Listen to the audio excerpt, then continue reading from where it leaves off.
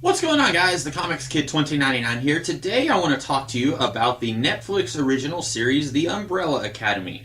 This is a 10-episode series based on the Dark Horse comic book series by Gerard Way, who was the frontman of My Chemical Romance, and Gabriel Ba.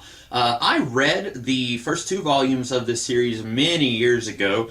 In fact, so long ago that I didn't remember a lot of the plot stuff as I was going into this series. I remembered a few things. By the way, spoilers for the comic and also for the TV show before I go any further. But I remembered some things like, okay, there's a monkey boy, there's a talking monkey. As I was watching episode 1, I was thinking, okay, I think the violin girl ends up being the big bad guy of the series. So there were a few things that I was starting to remember as I was getting into this series, but it had been a little while, and so I was more or less going into this fresh. The one thing that I do remember about the comics that does not really translate into the TV show was the sheer weirdness of the comics. One thing I very specifically remember thinking about Gerard Way's work, not just with the Umbrella Academy, there was another comic book that he wrote called The True Story of the Amazing Killjoys, I think, or something like that, or Kill Buzzards. It was something to that effect. I remember thinking this is like if Grant Morrison was cloned and somebody didn't quite have the weirdness of Grant Morrison, but they were really close. That is what it felt like reading The Umbrella Academy. The premise of both the comic and the TV show is that there are, I think, 43 children all born on the same day, and earlier that day, their mothers, their respective mothers, were not pregnant.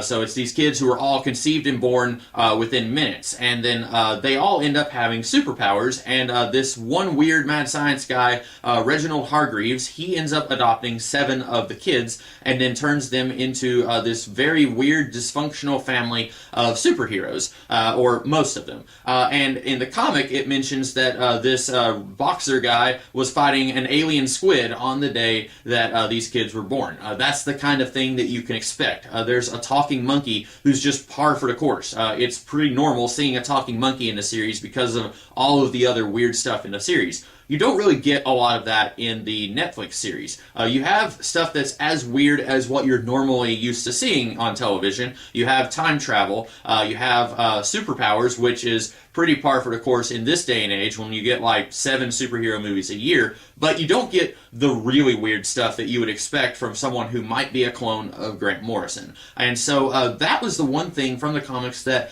I loved the most when I read them many years ago. And I really want to go back and reread the stories that I have and see how they hold up against the Netflix show now that I've watched it. But the thing that I like the most about the Netflix show that I don't really remember getting from the comics was the expansion of the characters. The first volume, I want to say, was like 6 issues long, 6 22-page issues, and Howard Chaykin, he is a guy who has worked in comics and television before.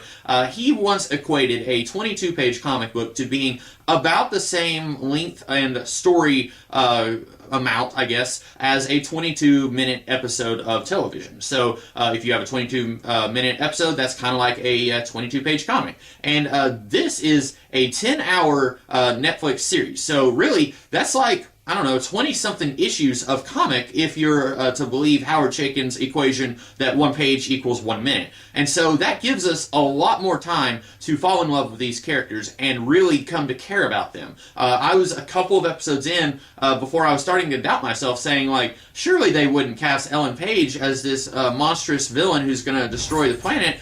She's too adorable here. We don't want to see her do that. And then, sure enough, she does. Again, huge spoilers for this series, but it's really compelling when you're seeing these characters go through these arcs, and if you've read the comics more recently than I have, and you remembered more than I have, you're sitting there saying, no, I don't want this to happen, because you're falling in love with these characters. I was looking up the comics and kind of reading about them a little bit. I haven't reread the comics in years, but I was looking up stuff about them, and apparently in the first issue of the Umbrella Academy comic book, this guy tries to recruit Vanya to destroy the world. Vanya is the character played by Ellen Page.